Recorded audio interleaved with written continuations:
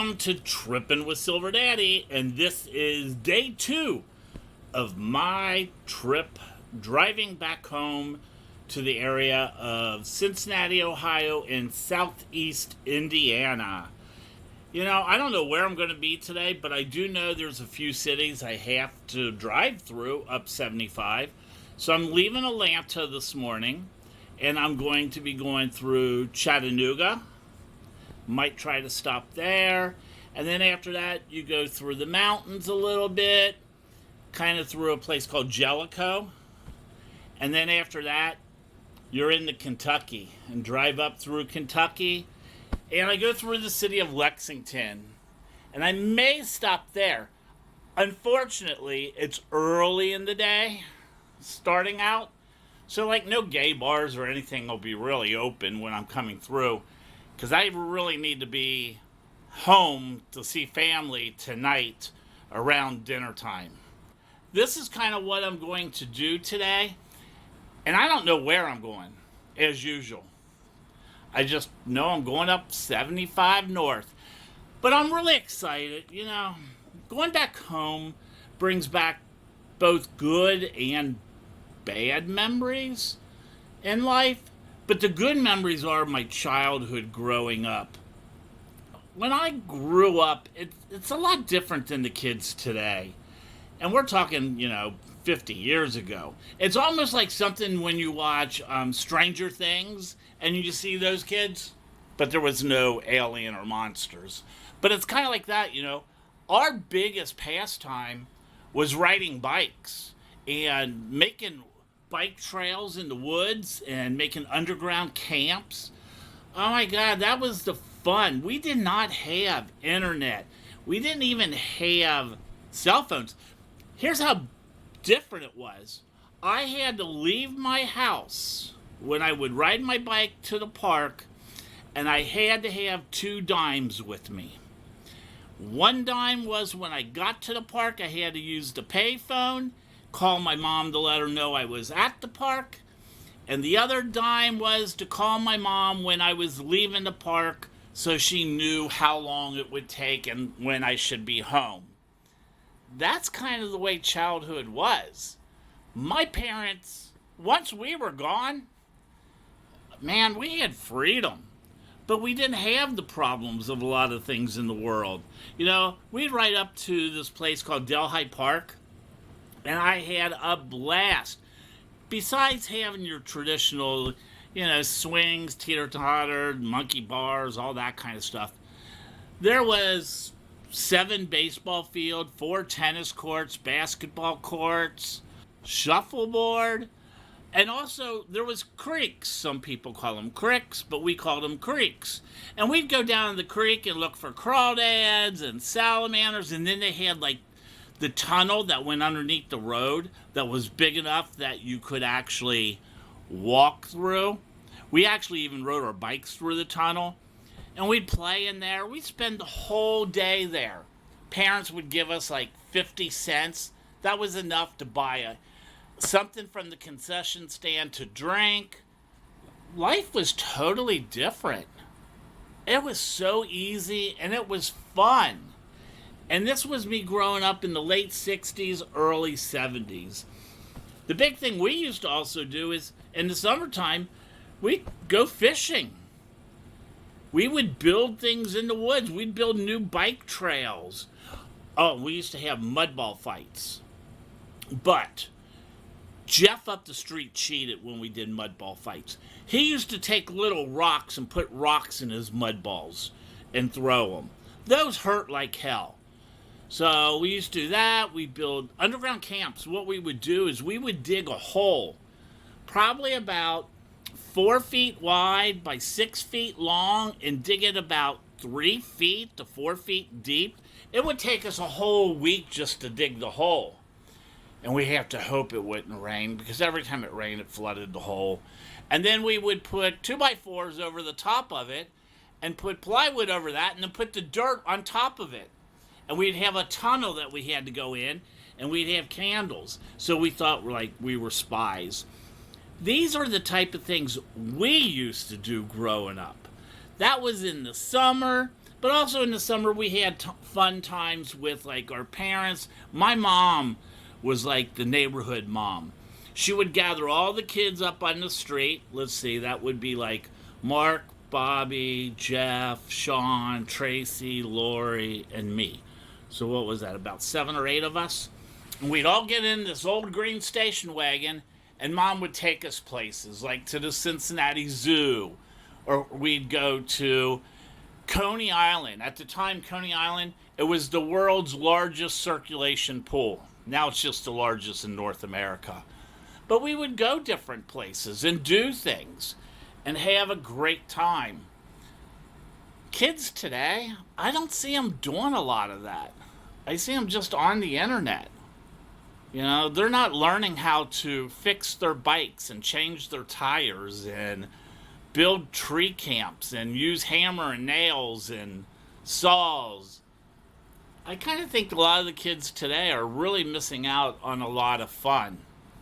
And I don't know what age you are listening to this, so I don't know if you can relate to what I was going through when I was a kid growing up, but we just had fun on the street. You know, in the wintertime, because I lived up north, we'd go ice skating, sled riding. Loved going sled riding until I broke my arm in 2 places and busted all my teeth. That was kind of stupid. I got in big trouble too because it was an ice storm and we were told not to go sled riding because it was ice.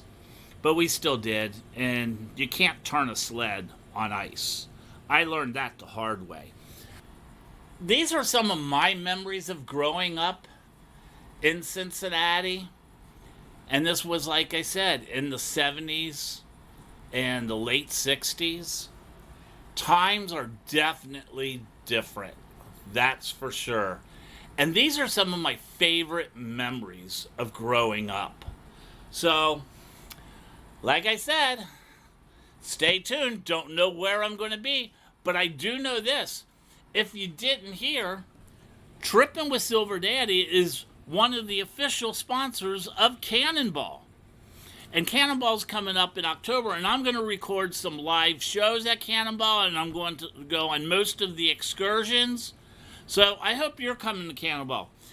Do me a favor, listen to this message about Cannonball, and when I come back, I'll be at my first stop. Don't know where, but I'll be right back.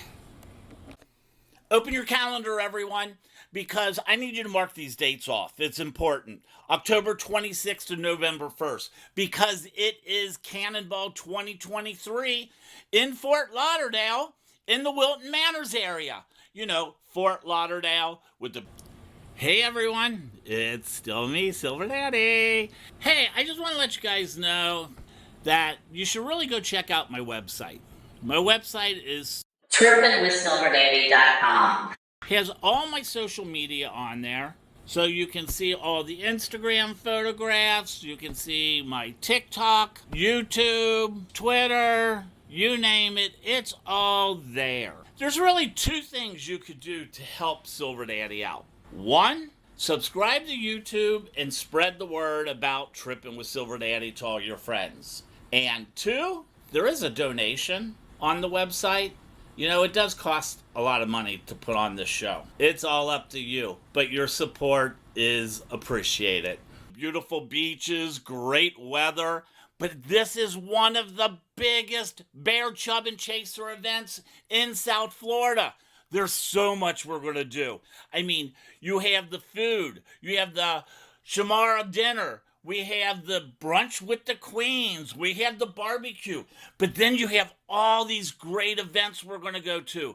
The Sahara Gold Party. Hey, we're even going to ride a jungle queen. I hope she doesn't hurt me. And we're going to go airboating. Hey, you need to go to cannonballbash.com and register and get your passes now. Hey everyone, I'm on another stop on my way up 75 and I am in Sweetwater, Tennessee. I know, you're probably saying, what's in Sweetwater, Tennessee? Well, let me tell you, it is something big.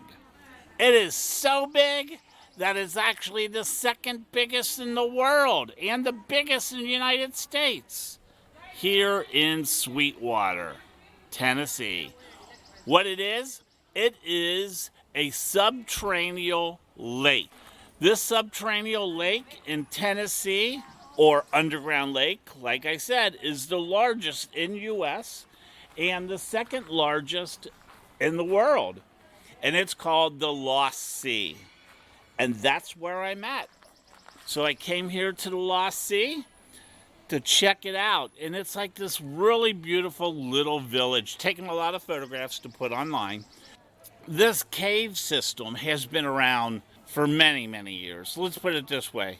They have found bones in this cave of the ancient jaguar that's 20,000 years old. And these bones are on display in the New York Museum. So this place has been known and been used way back since the Cherokee Indians. And they found all kinds of Cherokee Indian jewelry and artifacts inside the main cave. So it's been here, and it was used during the Civil War. They know they used it all during the Civil War. But it was then really back more like in 1905. This little 13-year-old boy named Ben Sands, he discovered a entrance into the cave, and he kind of slithered on into one of the largest rooms that they ever found. It was so large that the light didn't even go all the way through. You know, the light that came in through the little hole it got swallowed up by how big this room was. And this was the beginning of the Lost Sea. It is an underground lake. It is not a river. So this just sits there. And you can take tours of this place. So it's been around really since the early 1900s. They decided, hey, we should make this into some type of tourist. And they started by they had like dance floors in the caves, and they had other things. Kind of creepy. I don't think I want to be dancing in the dark. Wait a minute, isn't that a song, Dancing in the Dark, with myself? I don't know. I'll have to Google that one. But it's all part of the Craighead Caverns.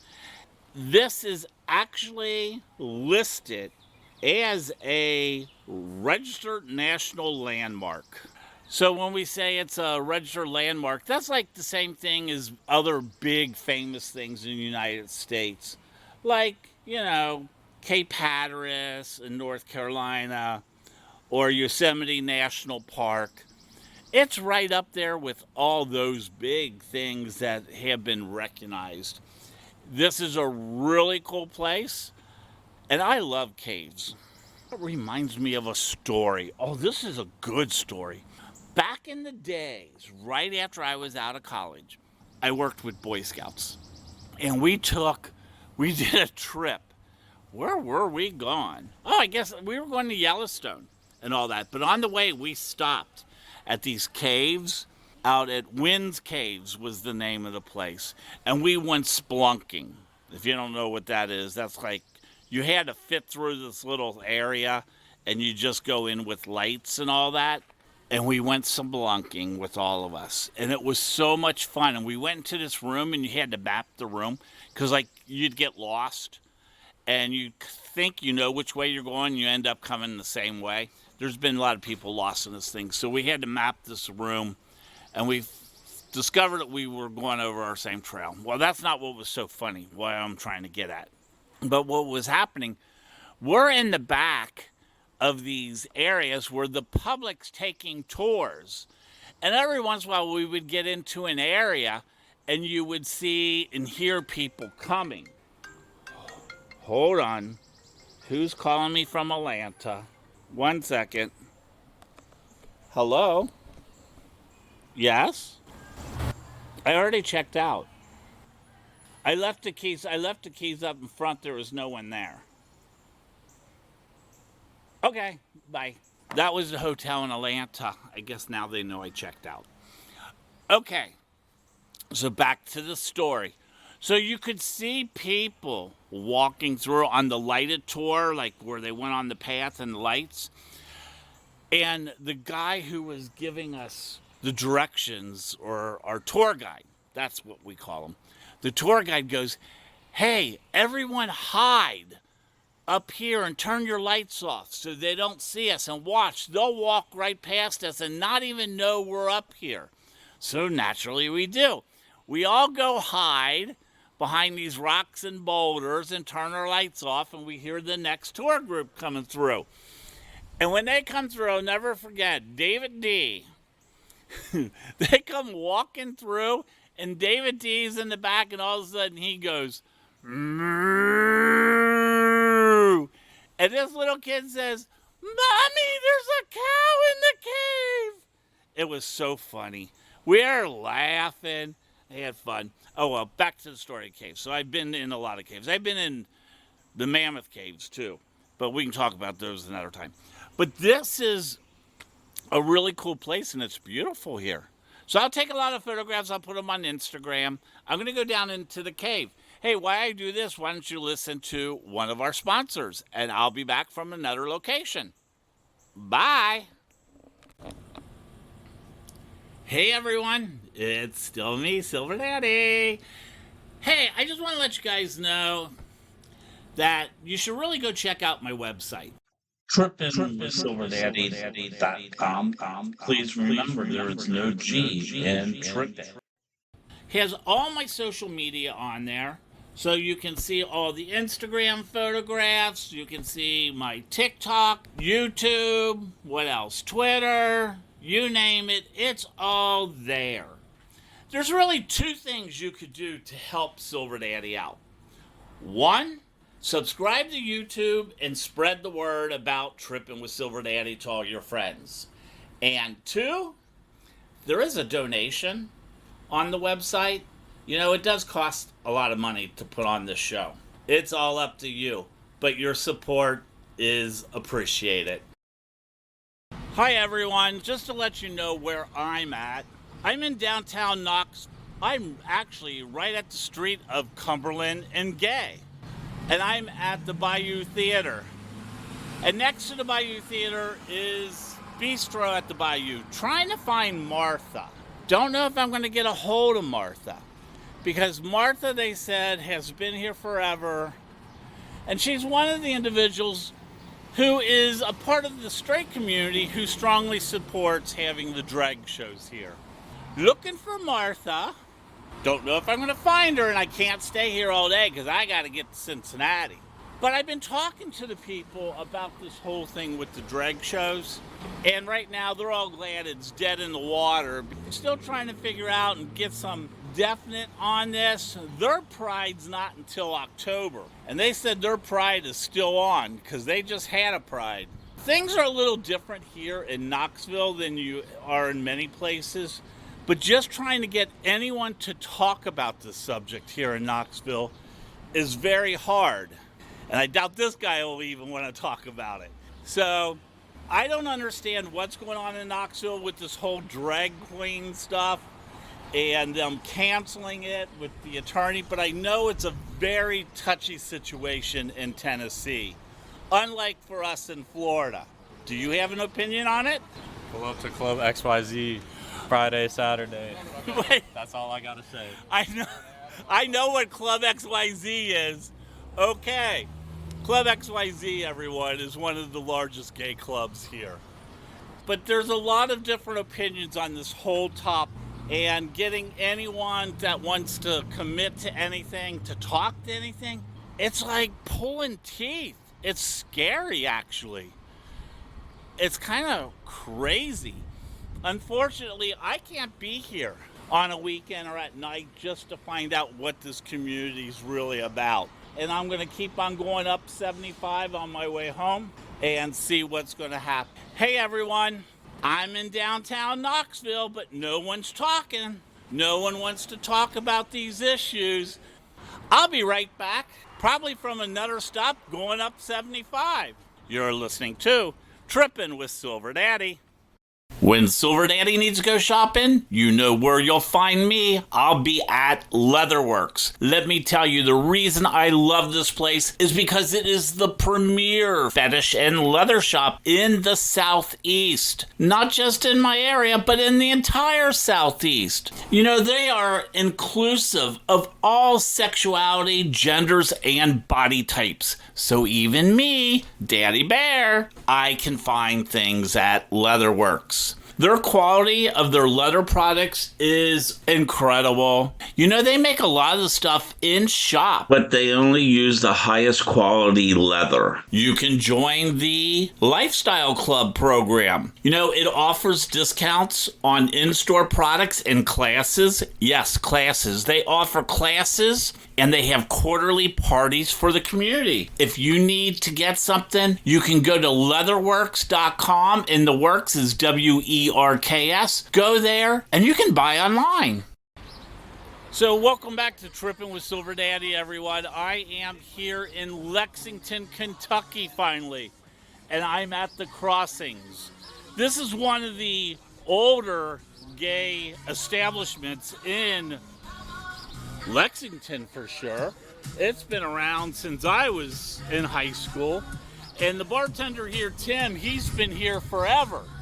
Tim's probably the oldest fixture with the place, according to what he said.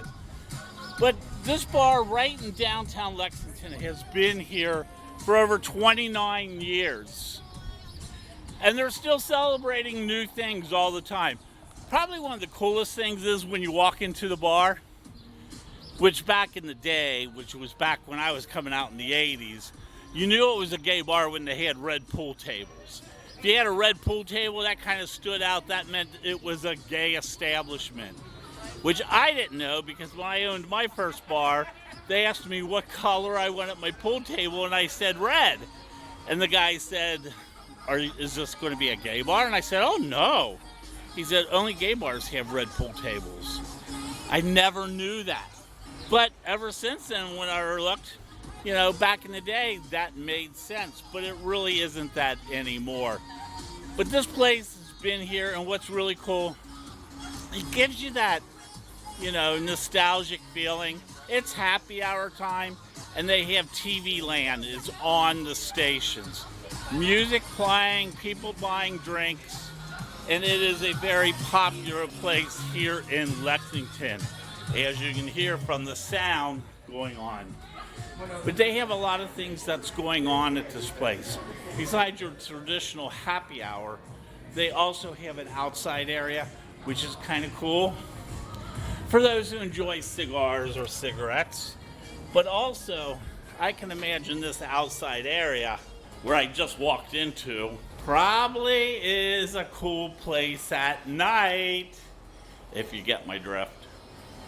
So there's a lot of really neat things here in Lexington, and this is one of the bars that I just happened to stop in on my way up north on 75, and it is one of the places to go to.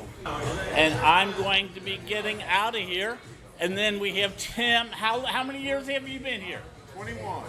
So Tim's been here 21 years of the 29 years, right? Well, we've been 29, 30 years, somewhere in that neck of the woods. 34. So are we at 34 Yes. now? 34. Wait a minute, 34 what? 34 years since the bar. Oh, it's not been here 29 years like Tim told me. It's been here 34 years. I feel like I've been here 29. Tim's probably been here 20. Who's your oldest customer? Not oldest in age, but who's been coming here the longest? Oh, shit. Probably Dale Lee. Shane's been around for years. Yeah. Dale Lee? Are you Dale Lee? Yes. I started coming here. They call me Silver Daddy. I do a podcast. You're now on it. Nice to meet you. So you're from Lexington. No, I actually moved here in '85. I've lived here longer than That's anywhere when I else. graduated from college. So. So that's when I graduated from college. That Not was that good, far, but dude, not that that was far a ahead of good me. year, 85. So you moved here in 85. Yes. Do you remember a drag queen by the name of, back in the 80s, by the name of Hurricane Summers? Hurricane Summers. Do you? Big blonde. Big oh, blonde. Yeah. Used to do the cocaine snorting thing. Amazing. She was amazing. She was amazing. She was an She used entertainer. to be, I'm from Cincinnati, so she used to be at the dock. She used to be over Yep. in Louisville. Yep. I can't think of the place in Louisville. With Cammie Dietrich. Probably the, not, what was The that? place Ooh. that just closed, I heard. The one that had a theater and everything inside. It had like 5 rooms, 5 bars or something. Connection. The Connection. The Connection, yes. That was it. She used to And then they headline opened there this in the one. 80s. Yep. And I figured she got over this area too. Well, and do you remember Cammie Dietrich? Yes, I do. She started in Louisville. I don't know, it might have been the Discovery. Does that ring a bell? No. Dish? No?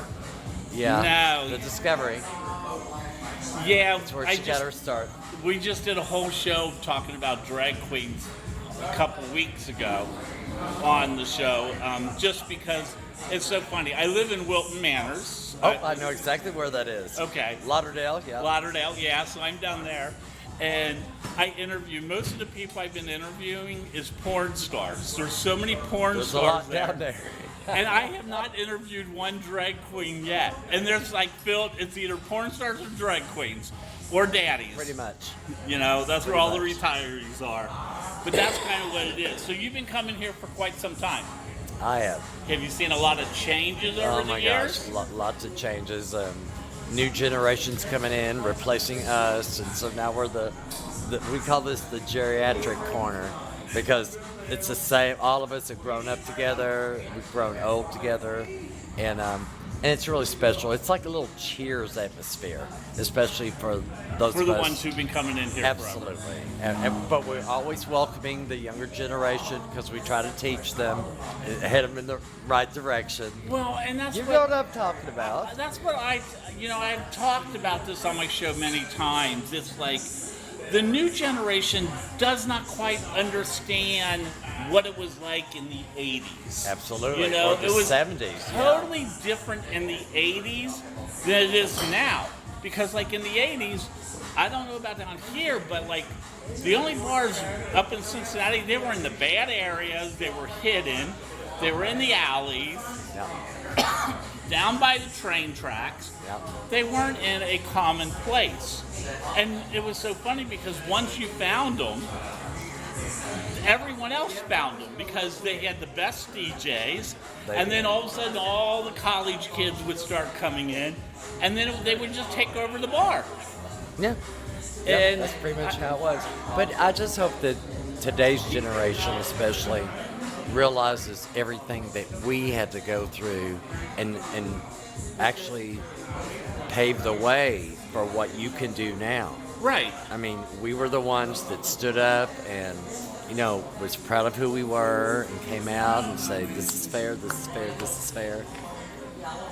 And that's And what I hope they realize that. And I talked about that a couple weeks ago in the Pride, when I did our Pride special.